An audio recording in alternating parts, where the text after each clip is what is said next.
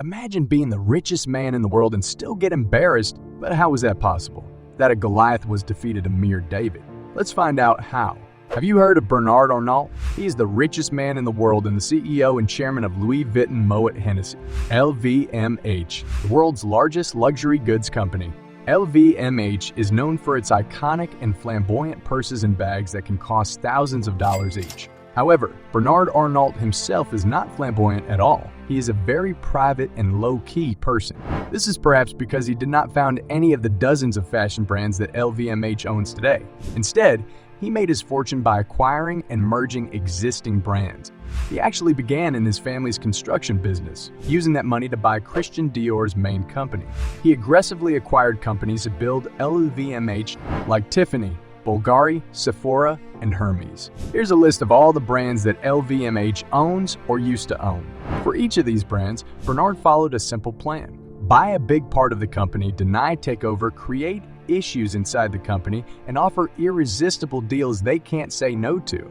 He secured control and power, making challenges hard. This often worked, making him the world's richest, though not always. Just like with other companies, Bernard tried to take over Gucci, but he didn't realize that Gucci would resist very strongly, and this attempt became one of Bernard's biggest failures that many people knew about. Let's see how Louis Vuitton faced embarrassment while trying to take over Gucci. Friendly fire. Looking back, the intense battle for control of Gucci began in the early months of 1999. At that time, Gucci's CEO Domenico De Sole had achieved impressive results for the company. The value of Gucci's stocks had nearly doubled, going from $32 to $56. With their star designer Tom Ford creating a lot of buzz worldwide, Gucci had transformed from a struggling business in need of help just 5 years earlier, when De Sole took over. However, De Sole was just getting started. While he had successfully saved the company from bankruptcy, his goal extended beyond mere survival. He aimed to turn Gucci into a major fashion powerhouse that commanded respect and fear across the globe. The strong performance of Gucci stocks from the previous year provided the perfect momentum for De Sole to drive this transformation.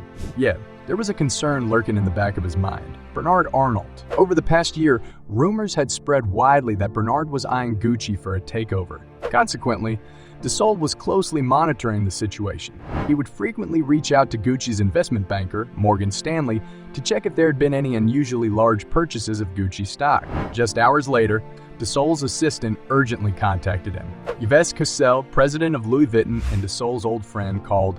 De Sole sensed this was no casual chat. Cassel had news. LVMH had bought 5% of Gucci, and this would be public soon. Cassel assured De Sole it wasn't a takeover move, but a desire for collaboration between the companies. Knowing Bernard's history, De Sole saw through Cassel's words. He left the call and rushed to Gucci's London office, seeking help from various contacts, including Morgan Stanley and the takeover expert. However, his hope was crushed as the specialist planned a year-long break in a week. De Sole's frustration peaked, leading him to exclaim, "Arnault can take the company if he wants. I'll just go sailing." Hopeless, defensive. It was an emotional outburst, and while De Sole loved sailing, he didn't really mean those words. He wasn't about to sit idly and let this French business magnate bully Gucci. He called Morgan Stanley again and asked to talk to his old anti-takeover expert's boss, Michael Zawi, who managed a group at the company. Even though it wasn't usually his job, Zawi agreed to help because he had his own reasons to stand against Arnault. He quickly reached Gucci's office with Morgan Stanley's plan, but opening the file shocked him. The anti-takeover specialist hadn't done much for defense. There were only two things. De Sole could quit if there's a takeover, and Tom Ford could too if someone got over 35% of the company. Zawi was shocked. He called his colleague asking where the real defense was. Unfortunately, the employee didn't have a satisfactory answer, and it wouldn't be surprising if this situation led to the employee's departure. De Sole had limited options and had to do his best to slow down Bernard's progress. But Bernard had no intention of dragging his feet. Just days after his initial purchase, LVMH made yet another move, acquiring an additional 9.5% stake in Gucci. In a mere 10 days, Bernard would come to own more than a quarter of the company. Fight fire with fire.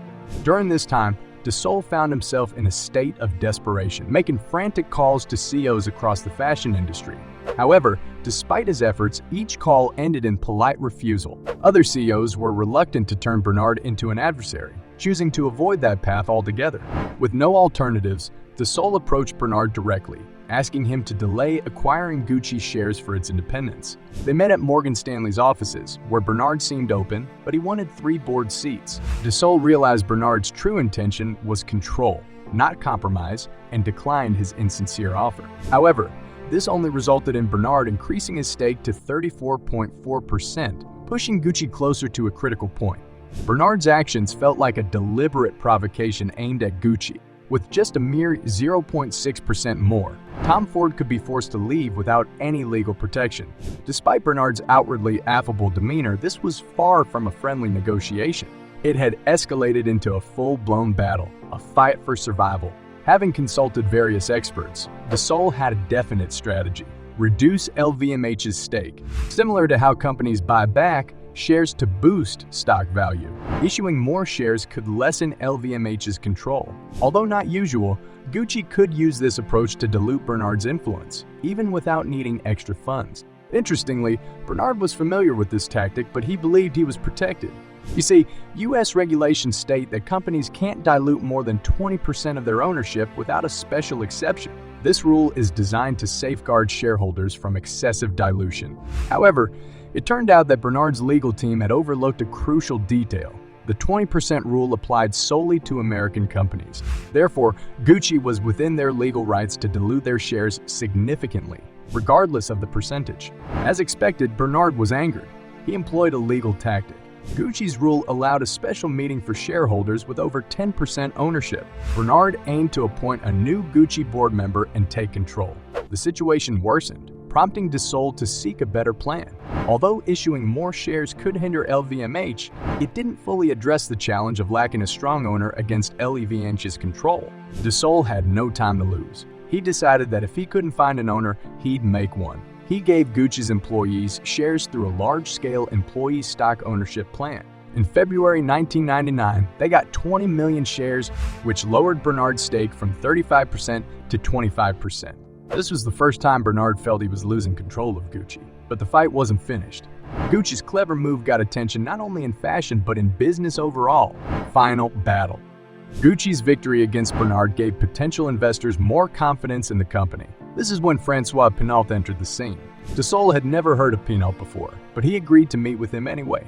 Pinault was one of France's wealthiest businessmen and owned several classic brands, including Christie's auction house, Converse shoes, and Sam Snyder's luggage. At the meeting, Dissol gave Pinault a presentation about how he and Tom Ford had saved Gucci from bankruptcy. He also told Pinault that they were now trying to save Gucci from another demon, LVMH. Pinault was impressed with Dissol's presentation, and after a second meeting with Tom Ford, he was sold on the idea of investing in Gucci. Pinault wanted to move quickly to secure the deal before LVMH could make an offer. He gave Gucci an ultimatum: finish the deal in a week, or he would walk away. Dissol and the Gucci board agreed to Pinault's terms, and the deal was finalized in just a few days. Pinault's investment in Gucci was a turning point for the company. With Pinault's financial backing, Gucci was able to expand its operations and become one of the most successful luxury brands in the world. Domenico Dissol was still unsure if selling Gucci to Francois Pinault was the right decision. However, Tom Ford was confident that it was the best move for the company. Ford's confidence gave Dissol the courage to agree to a multi-billion-dollar deal in a matter of hours. That evening, Dissol formed a secret group of bankers and lawyers for the plan. They agreed. 40 million shares at $75 each, totaling $3 billion. Pinault would own 42% of Gucci, reducing Arnault's share to 19.6%. This would effectively block Arnault from being able to acquire a majority stake in Gucci. The deal didn't stop there. Pinault also offered to buy Yves Saint Laurent and let Dissol and Ford run that company as well. This was an extremely generous offer, especially considering that Arnault had passed up on buying YSL a few months earlier in order to focus on acquiring Gucci. Now, Arnault was going to lose out on both Gucci and YSL. Dissol and Ford accepted Pinault's offer, and in the blink of an eye, Gucci went from trying to escape LVMH's clutches to insulting LVMH. Of course, Bernard got very upset. He tried to stop the deal by going to court and even said he would buy the whole company for a lot of money. But Gucci was now in control and didn't want to deal with Bernard's behavior anymore. Eventually, Bernard had to decide whether to keep a small part of the company or sell it and move on. In the end, he chose to sell his part in late 2001. Bernard Arnault's anger towards Gucci didn't work out well for him. Gucci got away from LVMH and found a new partner, Francois Pinault, who was very helpful. Now, Gucci is a big part of Pinault's business, bringing in lots of money. As the company now accounts for 60% of his company's revenue and 70% of his company's profits, Arnault's anger ended up being a good thing for Gucci. They had to make changes and made them a better choice for investors like Pinault, leading to a helpful partnership. The aftermath: Bernard Arnault is now the richest man in the world, but he was once outsmarted by a small company that had just recovered from bankruptcy. He tried to acquire Gucci, but he was shown up by Gucci's CEO and creative director. In the end, Arnault had to give up on his takeover attempt and Gucci remained independent. This was a humiliation for Arnault, but it also taught him that even the biggest companies can be beaten by smaller, more nimble competitors. Do you know about this corporate battle? Let me know in the comments below. If you like this video, then click the next one. I'm sure you'll like it.